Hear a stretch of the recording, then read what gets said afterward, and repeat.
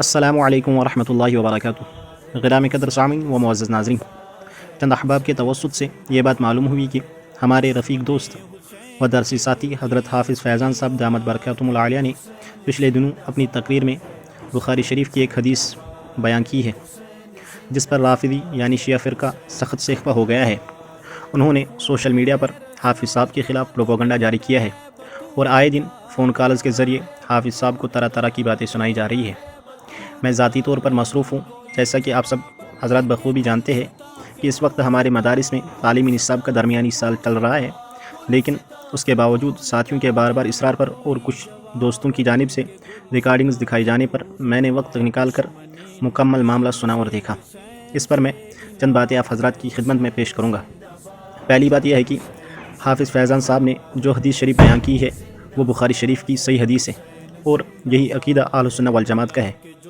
اس میں کوئی شک یا تردید کی گنجائش نہیں ہے، لیکن ہونا تو یہ چاہیے تھا اگر حافظ صاحب کی اس حدیث کو کوئی رد کرتا تو وہ اس کے مد مقابل کوئی دلیل دیتا، لیکن اس کا تو الٹا ہی ہو رہا ہے۔ دلیل دینے کے برعکس اس کا ہو رہا ہے اور وہ حافظ صاحب کو طرح طرح کی گالیاں دیتے ہیں۔ لہٰذا یہ کوئی دین کی بات نہیں ہے، یہ جاہلیت کی علامت ہے۔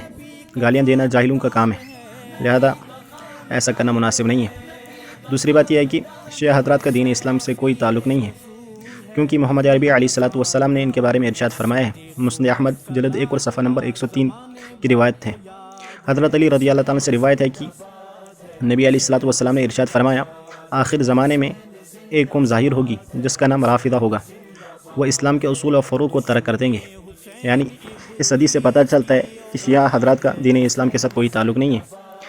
اب آئیے تیسری بات یہ ہے کہ پچھلے دنوں انہی کے ایک مولوی صاحب کی ایک ویڈیو وائرل ہوئی، جس میں اعتراف کر رہا تھا کہ جب حضرت حسین رضی اللہ تعالیٰ عنہ کو شہید کیا گیا اس وقت شیعوں نے بے وفائی کی تھی، بلکہ وہ اس ویڈیو میں یہ بھی کہتا ہے کہ ہم خود کو حسینی کہتے ہیں، لیکن حقیقت یہ ہے کہ حضرت حسین رضی اللہ تعالیٰ عنہ کی کوئی بات ہم نہیں مانتے۔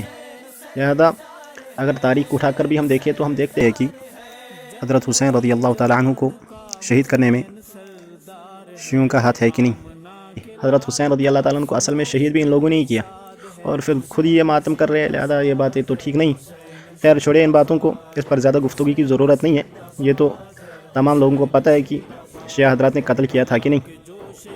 اصل بات یہ ہے کہ حافظ فیضان صاحب نے جو حدیث شریف بیان کی ہے وہ اہل سنت والجماعت کا عقیدہ ہے، اور جو لوگ اس حدیث کا انکار کرے وہ منکر حدیث ہے۔ لہذا اہل سنت والجماعت کا یہی عقیدہ ہے کہ ماتم پر کپڑے پھاڑنا یا اپنے چہرے کو مارنا اس سے عمل ضائع ہوتی ہے، یہ اہل سنت والجماعت کا عقیدہ ہے۔ لہذا تمام اہل حق حضرات پر لازم ہے کہ وہ حق بات کا دفاع کریں اور حق کو حق کہیں اور باطل سے ہرگز نہ ڈریں، جیسا کہ حضرت حافظ فیضان صاحب، اللہ تعالیٰ ان کو زیادہ خیر عطا کرے۔ حضرت حافظ فیضان صاحب حق کو حق کہتے ہیں، لہذا اللہ تعالیٰ سے یہ دعا ہے کہ اللہ تعالیٰ حافظ فیضان صاحب کو اپنے حفظ و امان میں رکھے اور دین کی خدمت کی توفیق عطا فرمائیں۔